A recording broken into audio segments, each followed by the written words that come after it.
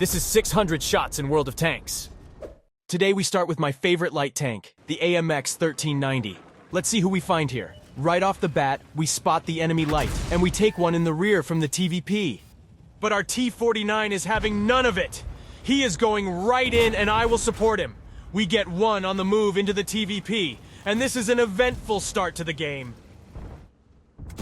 That was unlikely to hit. This is not really a sniping gun. Trying to do some passive spotting, but it's not really working. Let me move closer, so I can put this beautiful 90mm gun to some good use. Too close! Too close! I got saved by this tiny hut, and I'm going to be extremely cheeky here. Probably not worth it. And I pay for it. Let me get unspotted before returning to this bush. Whoops, sorry bud. I happened to cross right into a shell. The enemy team is completely surrounded, and my position allows me to get some juicy side shots into them. I take down the TVP. He was my nuisance at the start, and I can continue safely farming the enemies from these bushes. Maybe I should reconsider my statement from before about this not being a sniping gun. We are hitting a lot of these shots. Whoa! We are getting huge assistance all over the place. Now that is why this is my favorite light. You can spot very effectively, while also having an amazing autoloader. Just look at the damage ticking up. Already at 1960 with 4,000 assistance. I just need a bit more spotting to finish the LT-15 mission. Can we get 7,000 combined? We are getting close. If I secure this kill on the SPG, we should get it. Oh, come on! I'm just 25 damage away from the goal. Wait, I got it anyway? Very decent result. Almost 7,200 combined. Now let's continue with my second most favorite light tank. It is the MT-25. I know, a weird pick for the second favorite light tank, but there is just something about this tank that makes me adore it. Now this is not the best matchmaking for the MT-25. We are paired against Tier 8 opponents, and I'm going for a really aggressive position here. But if I don't get spotted, it should work out. Oh, the enemy light! It seems like we might be fine. He doesn't spot me. Quite lucky. With my camo net active, I should be safe in this position. It looks like the Chaffee doesn't seem to feel quite as safe. Come on, team! Take him out! The Artie is trying, but he misses. It is so tempting to just shoot at him. Oh, screw it. I got quite lucky as I managed to hit him just at the last moment. Yay! And here we have the enemy campers. I like it that on this map you can hit the enemies from so far away. I quite like this latest map addition from Wargaming. And I'm kinda worried about that tiger. But as long as he doesn't come within my proxy spot distance, we should be fine. Being fine is overrated. Come here, you overgrown kitten. We get a nice shot into his side. We are spotted now. So before the campers decide to shoot at me, let me take a few blind shots towards them. I was actually very close. If I aimed a bit higher, I would hit the T-34-85. When you have such a small caliber gun as the 76mm on this tank, you might as well fire a few extra shells. Now let's use the maneuverability of this thing and get a move on. This tank is actually quite snappy. It can reach a 62 km/h top speed, and it can do it quite quickly with the 28.33 power to weight ratio. Hello there, Scorpion. Can you feed me some damage, please? Looks like we don't get to finish him off. But ew, something smells over here. I knew I smelled some manure. Go back to the farm, you filthy animal. Well, hello, M44. One of the nastiest SPGs in the game. Let me take you out. And my second shot didn't mysteriously miss like the first one did. Just one more shot into this little piggy. And there you go. You parked your wreck just in the right spot. This way it gives me some cover from the TDs. Whoops! Looks like I exposed myself a bit too fast there. Time to relocate. This game is clearly a loss, but you should never give up. By the time the final bell rings, you can rank up quite a bit of extra damage. For us in this situation, that means even more blind shooting. I'm pretty sure I saw one or two of those shots actually hit. Now, they didn't hit the SU because he's coming to hunt me. That tank can actually pull off some bounces. especially against my measly 125 millimeters of standard penetration. Now I still need to be careful. Remember to always use the bushes to your advantage. That way the blind TDs like this SU-100Y have no chance against you. We have the height advantage here, so that should help. And we do manage to take him down without him even taking a shot. Unfortunately, I didn't manage to find any other enemies to mess with by the time the game concluded.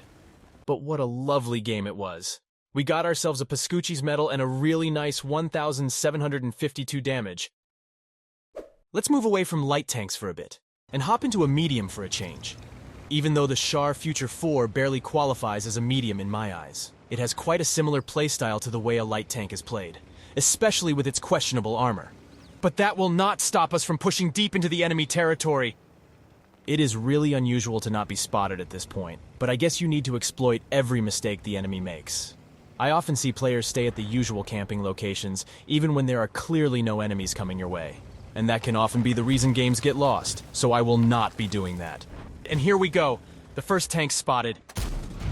We unfortunately miss. This gun is not the most accurate thing out there, but he also misses, so that's fine. I don't know how he didn't hit me there. Let's try to escape. That was more or less successful. Could have been much worse. Now let's try to get up here and see if we can hit anyone. Quite an unusual location, but hey, it gives me a clear shot on the BZ. 1, 2, 3 out of 3. Can't complain with that. This game is rapidly coming to an end. My team absolutely dominated the port area. Time to farm some more damage myself. This STRV will do nicely. I don't think he even saw me coming from behind. Now let's get his comrade, the Indian Panzer. He also seems to be completely oblivious to my presence here. Buddy, you have to pay better attention to your map. That was a quick game on Safe Haven. Not the best ever result I had in the Char. But when the game goes as fast as this one, it can be rather difficult to have good games. Now, one thing that shouldn't be too difficult is clicking that subscribe button. This way you'll never miss a new video. Now let's see what it feels like to play this tiny little tank. Honestly, where does the crew even go in this thing? Oh look, here's another even 90. Hey there, little fella, shall we dominate this game together? Well, I don't intend on just sitting here. I think I'll advance. And we spot the enemy light. We do manage to spot a few tanks, and the STA narrowly misses me. It's always nice to make it to this middle ditch undamaged, and here comes the enemy ELC. Now I really need to hit all my shots here. I'm feeling quite a bit of pressure right now. Oh, this is going to be a duel of evenly matched tanks. Get it?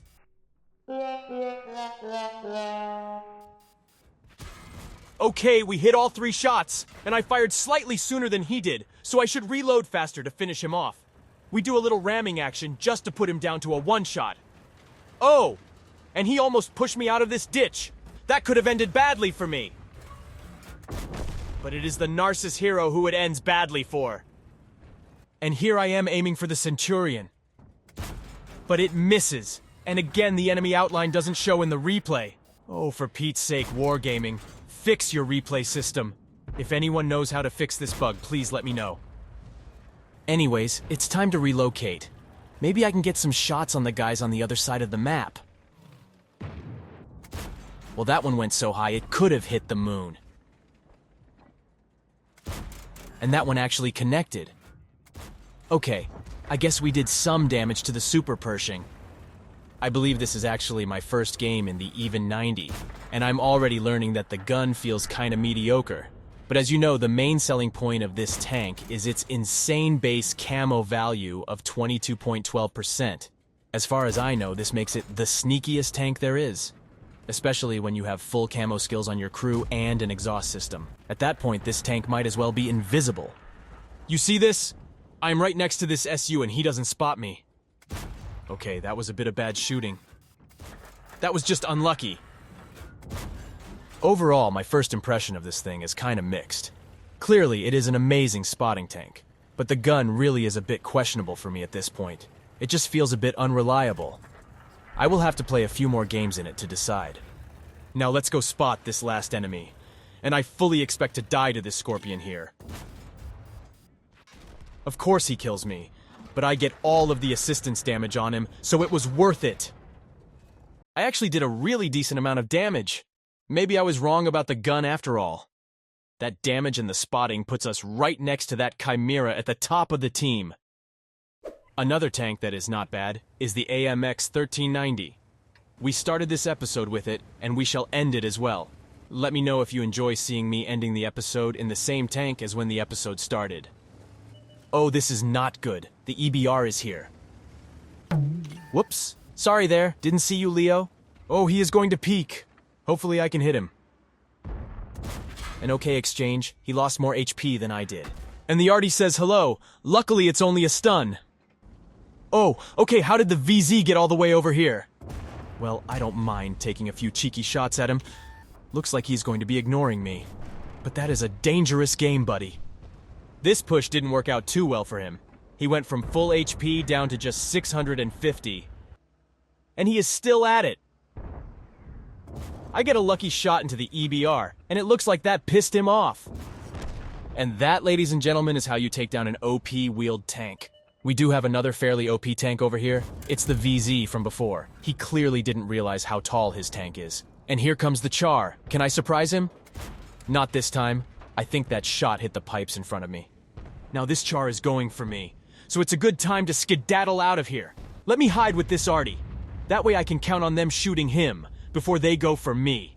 I know that's a bit of an ugly tactic, but it works. Trust me, you can try it out for yourself.